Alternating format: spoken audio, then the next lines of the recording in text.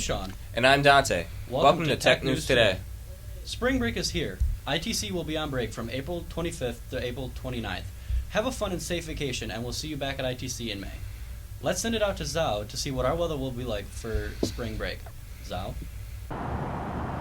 Thank you, guys. I'm standing right outside in front of ITC school building again with very great temperature outside with a high 76 degrees, and I know that students and staffs are already excited throughout for spring break weekends, and I'm just going to tell you a little bit about the future forecast for the next week.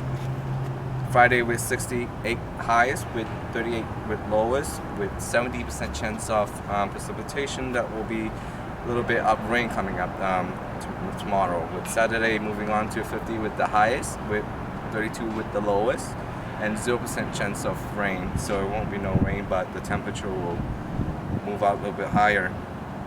Moving on to Sunday with 64 degrees with the highest and temperature with the highest, and 46 temperature with the lowest, and then 0% chance of rain. And Monday with 60 with the highest and 41 with the lowest and 60% chance of precipitations. Moving on to Tuesday with 52 with the highest and 35 with the lowest and 90% chance of rain. There'll be raining and cloudy, and it partly will be lightning. Moving on to Wednesday with 62 with the highest, with 42 with the lowest, and 10% chance of precipitations.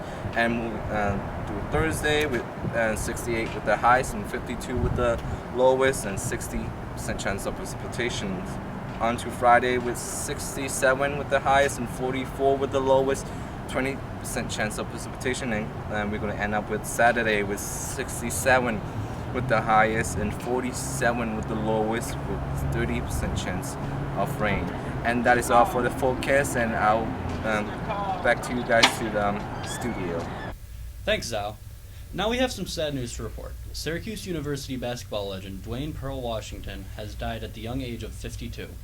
Washington had been diagnosed with a brain tumor last summer, a relapse of the condition he was battling in 1996. Washington had surgery last fall, according to the school, but was unable to overcome his illness. This season's Syracuse basketball team, which made it to the Final Four, honored Washington by wearing warm-up shirts with Pearl and 31 inscribed in them. Former Syracuse University football player Nashawn Howard was accused of stabbing two 21-year-old men the morning of April 18th.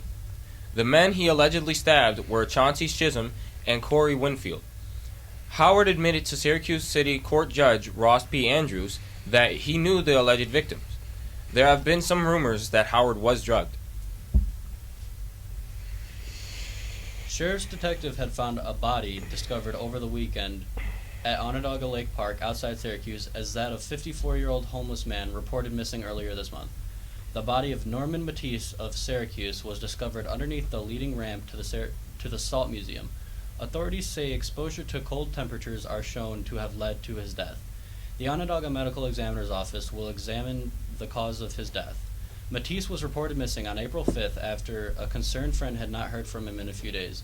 Police say he had been staying at a Catholic charity shelter since late December and was last seen walking away from the shelter on April 1st. Now to McKem for our political news. Thank you, Sean. On April 19th, the New York State primary had some very interesting results. Interesting enough, even though Bernie Sanders won our school vote, it seems he had less luck with the New York State voters. The results are Donald Trump with 60.4% of the Republican vote and 89 delegates. Next was John Kasich with 21.1% of the votes and 4 delegates, and last was Ted Cruz with 0 delegates and 14%.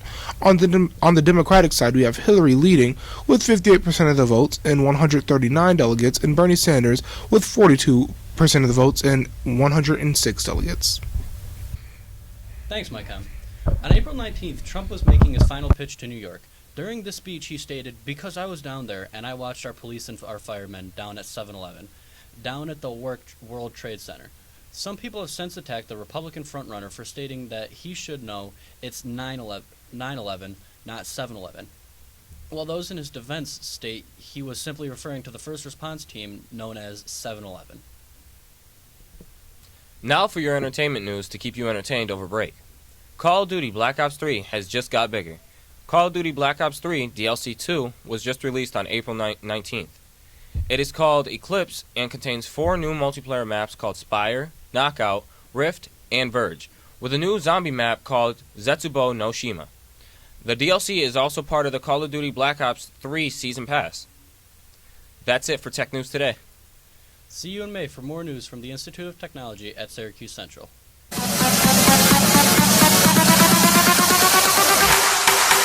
Trap.